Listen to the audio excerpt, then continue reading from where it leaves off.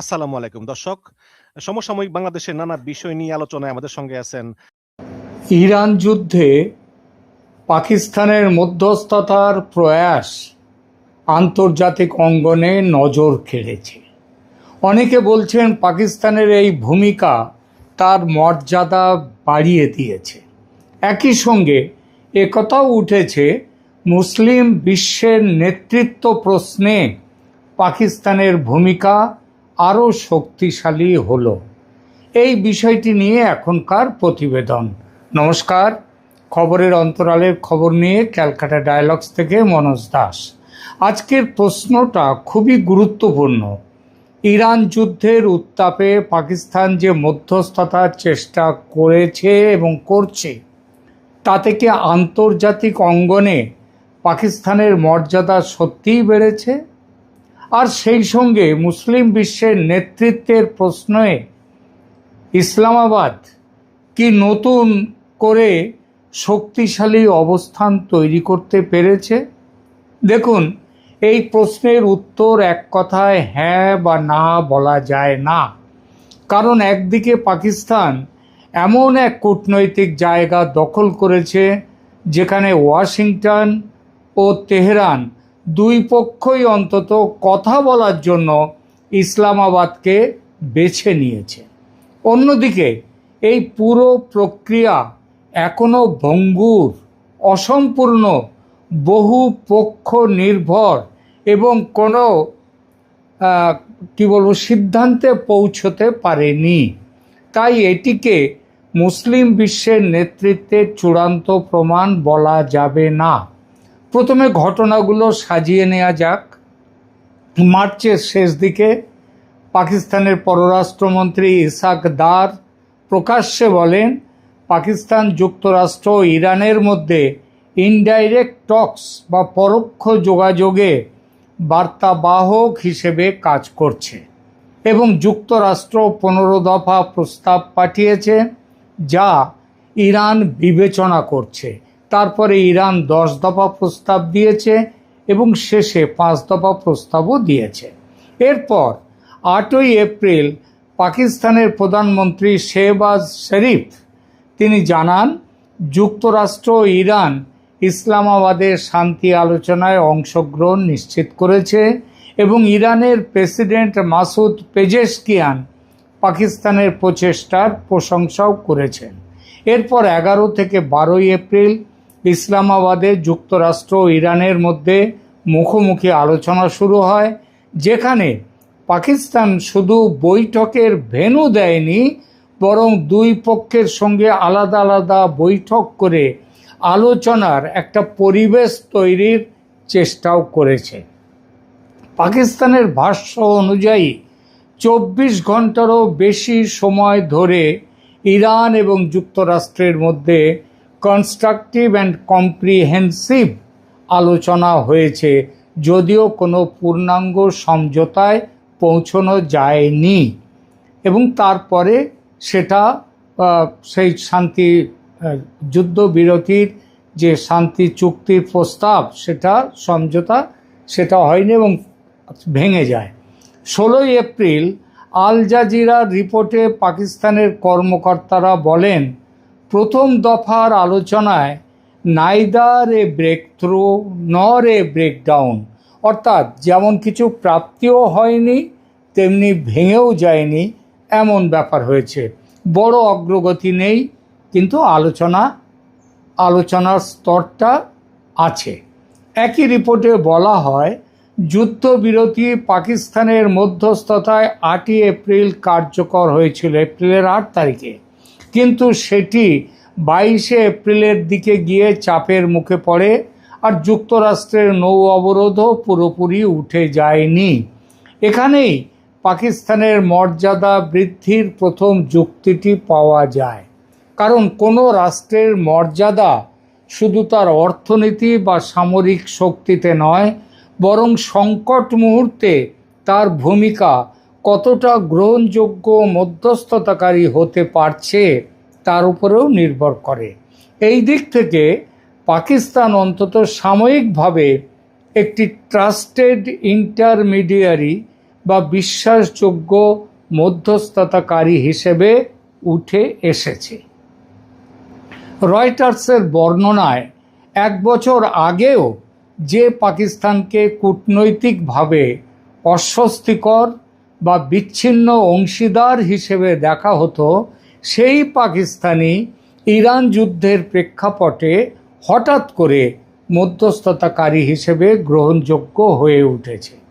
CGTN-এর বিশ্লেষণ আরও এক ধাপ এগিয়ে বলেছে, এই মধ্যস্থতা পাকিস্তানের জন্য শুধু তাৎক্ষণিক কূটনৈতিক সুযোগ তৈরি করেছে তাই নয়, বরং এটি তার সারা বিশ্বে তার অবস্থানকে উন্নত করেছে, তার আঞ্চলিক প্রভাব বাড়ানো এবং আন্তর্জাতিক ভাবমূর্তি পুনর্গঠনের একটা বড় সুযোগ এনে দিয়েছে। আরও গুরুত্বপূর্ণ হলো, পাকিস্তান একা একা যে এই জায়গায় এসেছে তা নয়, তারা নিজেদের এমনভাবে উপস্থাপন করেছে যাতে যুক্তরাষ্ট্র, ইরান এবং উপসাগরীয় দেশগুলোর সঙ্গে একসঙ্গে একযোগে কথা বলা যায়। বিশ্লেষকরা বলছেন, পাকিস্তানের সঙ্গে ওয়াশিংটনের কাজের সম্পর্ক আছে, তেহরানের সঙ্গে সীমান্ত নিরাপত্তাগত বাস্তবতা আছে, আবার উপসাগরীয় আরব রাষ্ট্রগুলোর সঙ্গেও তার গভীর কৌশলগত অর্থনৈতিক সম্পর্ক আছে। এই যে ব্যালান্সড অ্যাক্সেস পাকিস্তানকে আলাদাভাবে গুরুত্বপূর্ণ করেছে। এখন প্রশ্ন হলো, এই সাফল্য কি মুসলিম বিশ্বের নেতৃত্বের দাবিকে পাকিস্তান বলে যে তারা মুসলিম বিশ্বের নেতৃত্বের দাবি আছে? তাদের কারণ, একটা বড় কারণ তাদের কাছে, যে তারা বিশ্বের একমাত্র মুসলিম দেশ যাদের কাছে পারমাণবিক অস্ত্র আছে, সেই হিসেবে সামরিক দিক দিয়ে তারা যথেষ্ট শক্তিশালী, এবং তারা বলে মুসলিম বিশ্বের নেতৃত্বের দাবি তাদের, সেই দাবিকে কি শক্তিশালী করছে পাকিস্তানের এই ভূমিকা ইরান যুদ্ধে? আংশিকভাবে বলতেই হয় হ্যাঁ, তার ভূমিকা শক্তিশালী করছে। কারণ মার্চের 29 তারিখে পাকিস্তান, সৌদি আরব, তুরস্ক, মিশরকে নিয়ে পাকিস্তানের নেতৃত্বে যে 4 দেশীয় কূটনৈতিক ফ্রেমওয়ার্ক তৈরি হয়, সেখানে আল জাজিরা পাকিস্তানকে কি মিডিয়েটর হিসেবে বর্ণনা করেছে, অর্থাৎ প্রধান মধ্যস্থতাকারী হিসেবে বর্ণনা করেছে। 17 এপ্রিল আনাতালিয়া ডিপ্লোমেসি ফোরামের সাইডলাইনে আবারও পাকিস্তান, তুরস্ক, মিশর, সৌদি আরবের পররাষ্ট্রমন্ত্রীরা একসঙ্গে বৈঠক করেছেন, এবং অ্যাক্সিওস মিডিয়া তারাও বলে যে পাকিস্তান এই প্রক্রিয়ায় নেতৃত্বের ভূমিকা নিয়েছে। সৌদি আরবও পাকিস্তানের এই ভূমিকাকে প্রকাশ্যে গুরুত্ব দিয়েছে। 14 এপ্রিল আরব নিউজ জানায়, জেদ্দায় সৌদি ক্রাউন প্রিন্স মোহাম্মদ বিন সালমান ও শেহবাজ শরীফের বৈঠকে যুক্তরাষ্ট্র, ইরান মধ্যস্থতা এবং আঞ্চলিক স্থিতিশীলতা প্রধান আলোচ্য ছিল, এবং সেখানে পাকিস্তানের মিডিয়েশন এফার্টস বা মিটমাটকারী ভূমিকা বিশেষভাবে প্রশংসিত হয়।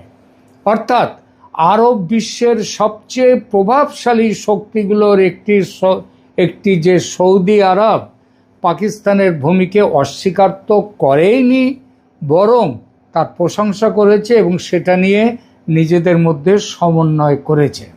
কিন্তু এখানে একটি বড় কিন্তু আছে। মুসলিম বিশ্বের নেতৃত্ব বলতে আমরা যদি একক, আনকোয়েশ্চেনড বা সর্বসম্মত নেতৃত্ব বুঝি, তাহলে পাকিস্তান এখনও সেই জায়গায় পৌঁছয়নি।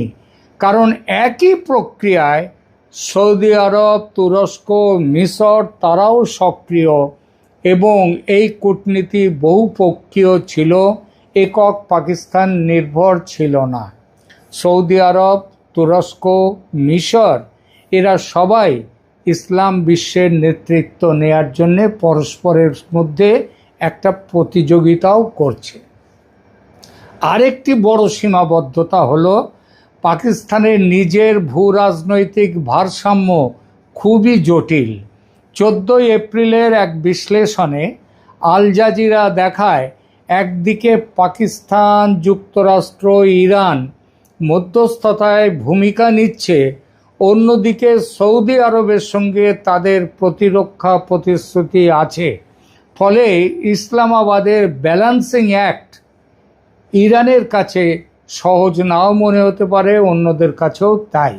একই আলোচনায় বিশ্লেষকরা বলেন, পাকিস্তান তেহরানের কাছে গ্রহণযোগ্য আংশিক এই কারণে যে পাকিস্তানের ভূখণ্ডে মার্কিন ঘাঁটি নেই এবং ইসরায়েলের সঙ্গেও পাকিস্তানের কূটনৈতিক সম্পর্ক নেই।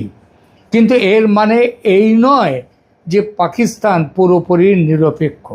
উল্টো কিছু পর্যবেক্ষক বলছেন, পাকিস্তানের এই মধ্যস্থতা নেতৃত্বের উচ্চাকাঙ্ক্ষার চেয়ে বেশি ছিল সেলফ প্রিজার্ভেশন বা নিজেদের কৌশলগত আত্মরক্ষার চেষ্টা।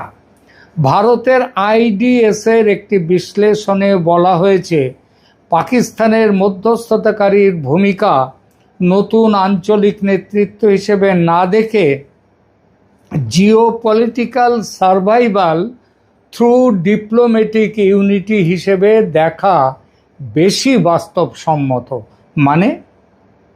মানে ইসলামাবাদ বুঝেছে, যদি যুদ্ধ বাড়ে তবে তার সীমান্ত, তার আভ্যন্তরীণ সাম্প্রদায়িক স্থিতি, শিয়া সুন্নি ঝগড়া, জ্বালানি নিরাপত্তা এবং উপসাগরীয় সম্পর্ক সব কিছু বড় চাপে পড়বে, যার লক্ষণ দেখা গিয়েছে। দেশীয় বাস্তবতায় পাকিস্তানের সীমা দেখিয়ে দিয়েছে। নিউ ইয়র্ক টাইমস লিখেছে, পাকিস্তান যখন যুক্তরাষ্ট্র ও ইরানের মধ্যে সেন্ট্রাল মিডিয়েটর হয়ে উঠছে, তখন একই সঙ্গে দেশটির নেতৃত্বকে অভ্যন্তরীণ ক্ষোভও সামাল দিতে হচ্ছে, বিশেষ করে শিয়া আবেগ ও ইরান সংক্রান্ত প্রতিক্রিয়ার কারণে। অর্থাৎ আন্তর্জাতিক মঞ্চে মর্যাদা বাড়লেও ঘরের ভেতরে চাপ সমানভাবে বেড়েছে। এখন আসা যাক মুসলিম বিশ্বের নেতৃত্বের মূল প্রশ্নে। পাকিস্তান অবশ্যই দীর্ঘদিন ধরে নিজেকে মুসলিম বিশ্বের গুরুত্বপূর্ণ কণ্ঠ হিসেবে তুলে ধরে এসেছে এবং তাদের পররাষ্ট্র মন্ত্রণালয়ের ভাষায় মুসলিম দেশগুলোর সঙ্গে সম্পর্ক জোরদার করা তাদের সংবিধান ও পররাষ্ট্রনীতির মৌলিক অংশ। ওআইসিতে পাকিস্তান সক্রিয়, নানা প্রস্তাবও তোলে এবং নিজেদের প্যান ইসলামিক কমিটমেন্টের কথাও জোর দিয়ে বলে। কিন্তু বাস্তবতা হলো, মুসলিম বিশ্বের নেতৃত্ব আজ একা কোনো দেশের হাতে নেই, অনেকেই প্রতিদ্বন্দ্বিতায় আছে। ওআইসির কার্যকারিতা নিয়ে বিভিন্ন সমালোচনায় বলা হয়েছে, মুসলিম রাষ্ট্রগুলোর মধ্যে জাতীয় স্বার্থ, অর্থনৈতিক নির্ভরতা, আঞ্চলিক প্রতিদ্বন্দ্বিতা এবং কাঠামোগত অদক্ষতার কারণে একটি ঐক্যবদ্ধ নেতৃত্ব আজ অবধি তৈরি হয়নি। তাই একটি সফল বা আংশিক সফল মধ্যস্থতা পাকিস্তানের ভাবমূর্তি কিছুটা বাড়াতে পারে, কিন্তু সেটা এক লাফে মুসলিম বিশ্বের আনকোয়েশ্চেন্ড লিডার মানে অপ্রতিদ্বন্দ্বী নেতা বানিয়ে দেয় না। তাহলে সবচেয়ে সঠিক ভাষায় কি বলা যায়? আমার বিশ্লেষণে পাকিস্তানের মর্যাদা বেড়েছে তিনটি কারণে। প্রথমত, তারা যুদ্ধরত দুই প্রতিপক্ষের সঙ্গে কাজ করার মতো একটি কার্যকর কূটনৈতিক চ্যানেল তৈরি করে দিতে পেরেছে। দ্বিতীয়ত, তারা 4 দেশীয় মুসলিম কূটনৈতিক ফরম্যাটে কেন্দ্রীয় ভূমিকা নিয়েছে। তৃতীয়ত, সৌদি আরব সহ গুরুত্বপূর্ণ আঞ্চলিক শক্তিগুলো তাদের পাকিস্তানের এই ভূমিকা প্রকাশ্যে স্বীকার করেছে। কিন্তু মুসলিম বিশ্বের নেতৃত্বের প্রশ্নে রায় হবে আরও সতর্ক। পাকিস্তানের দাবি এখন আগের চেয়ে জোরালো অবশ্যই, কারণ তারা শুধু বক্তৃতা দেয়নি, বাস্তব কূটনৈতিক উদ্যোগও দেখিয়েছে যুদ্ধ থামানোর জন্য। তবে এই দাবি এখনো স্বীকৃত নেতৃত্ব নয়, বরং দাবিদারদের তালিকায় নতুন করে সামনে উঠে এলো পাকিস্তান, এটা বলাই বেশি সঠিক। কারণ সৌদি আরবের যে ধর্মীয়, প্রাতিষ্ঠানিক ও অর্থনৈতিক ওজন আছে, তুরস্কের যে আঞ্চলিক সক্রিয়তা এবং মুসলিম বিশ্বের বহুমুখী বিভাজন পাকিস্তানের সামনে বড় বাস্তবতা হয়ে আছে। সব মিলিয়ে বলা যায়, ইরান যুদ্ধ পাকিস্তানকে আন্তর্জাতিক অঙ্গনে নতুন গুরুত্ব দিয়েছে, কিন্তু মুসলিম বিশ্বের নেতৃত্বের মুকুট এখনও তাদের মাথায় ওঠেনি। ইসলামাবাদ এখন প্রমাণ করেছে যে তারা দরকার হলে সেতু বা ব্রিজ হতে পারে, কিন্তু নেতা হতে গেলে শুধু সেতু হওয়া যথেষ্ট নয়, চাই দীর্ঘমেয়াদী গ্রহণযোগ্যতা, অর্থনৈতিক সক্ষমতা এবং ধারাবাহিক কূটনৈতিক সাফল্য এবং বৃহত্তর মুসলিম ঐকমত্য। এই সবগুলোই লাগবে। এই কারণেই আজকের সবচেয়ে নির্ভুল রায় এটাই, পাকিস্তান তার মর্যাদা বাড়িয়েছে, তার দাবি জোরালো করেছে, কিন্তু এখনো নেতৃত্ব প্রতিষ্ঠা করেনি।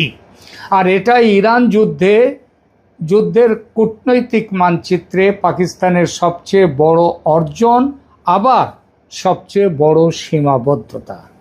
এখানেই রাখছি। ধন্যবাদ।